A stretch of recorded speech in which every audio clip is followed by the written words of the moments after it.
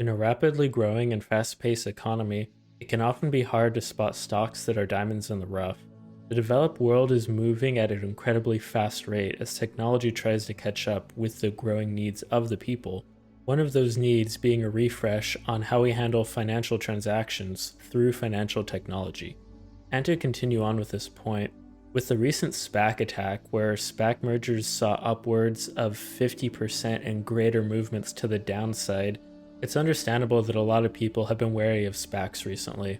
And more specifically, a lot of people have been wary of Chamath and his SPACs, especially over the Clover Health SEC investigation and controversy, as well as Chamath selling off the remaining stake in Virgin Galactic. So yeah, it does make sense that people would be a little cautious of the SoFi merger with IPOE. However, despite all of the controversy, SoFi is a company that I see huge value in. And in this video, I'm going to go over some recent news with SoFi, my long-term thoughts for the company, and something else that I think a lot of people will be interested in, the short interest on IPOE.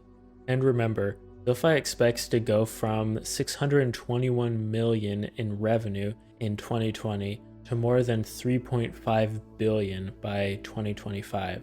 And I get it, that's such a huge increase in just a few years, and revenue estimates are rarely ever spot on. So while there is risk in that estimate, I just have a hard time not seeing potential in this stock. If SoFi can get there, buying IPOE stock while it's down should pay off quite nicely.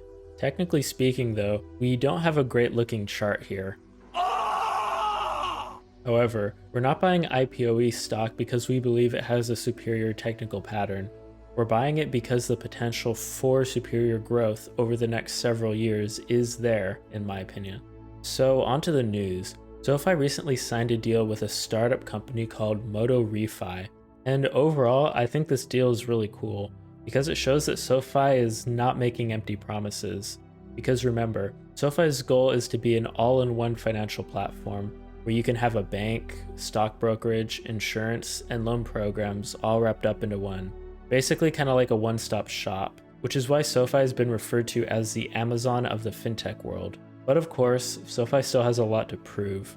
But the more I hear about the recent news with SoFi, the more bullish I'm becoming on this company.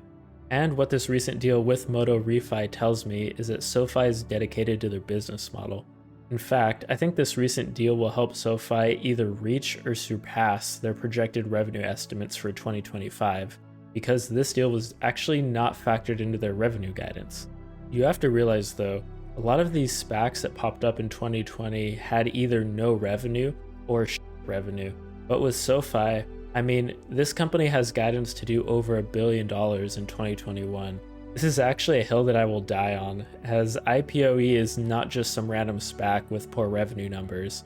I think SoFi is a solid company with a great app, and they currently have 2 million users and growing. You can feel free to disagree with me, but I think SoFi is only going to keep growing over the next decade. So with this new deal with MotoReFi, the ultimate outcome will be that people who use the SoFi app will be able to refinance or finance an auto loan that they already have and receive a much better deal. And from what I've read, MotoReFi seems to either cut the current payments in half or on average save buyers about $100 a month. MotoReFi also works with some pretty big companies as well, like Equifax and Carfax. So that's always good to see when it comes to reputability. So how it'll work is MotoReFi will handle all the legal work. And once everything is signed by the car loanee, MotoReFi will give SoFi a cut of the revenue they're generating from the deal. And what's so cool about this deal is that it's a win-win for both companies.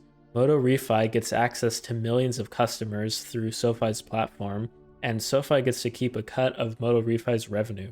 But I always want to talk about the risks too, as I'm sure a lot of you are wondering what they are. The biggest one being SoFi's short interest.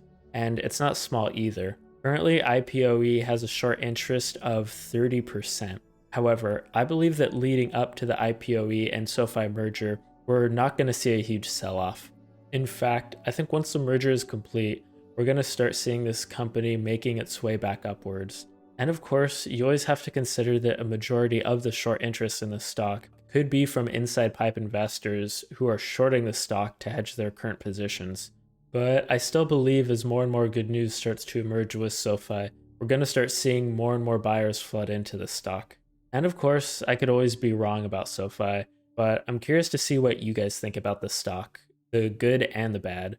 Being that SoFi already has revenue, as well as very strong revenue estimates over the next 4 years, SoFi is one of those companies that I think could take a lot of investors by surprise.